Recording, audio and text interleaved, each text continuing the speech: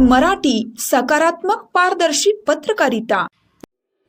तक्रार मागे घेण्यासाठी दबाव, नरवाड्यात दगडफेक, महिला व मुलगा जखमी, 5 जणांविरुद्ध गुन्हा।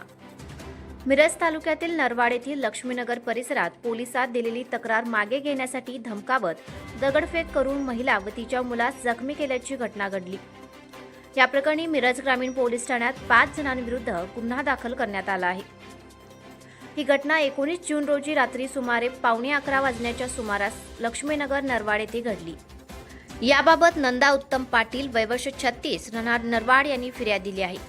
पोलिसांनी धनाजी रामू पोलीस पाटील, सर्जेराव यमकप्पा पोलीस पाटील, मारुती तामण्णा पाटील, देवगोंडा अण्णप्पा पाटील आणि संदीप परशुराम पोलीस पाटील सर्वजण राहणार नरवाड यांच्याविरुद्ध गुन्हा दाखल केला आहे।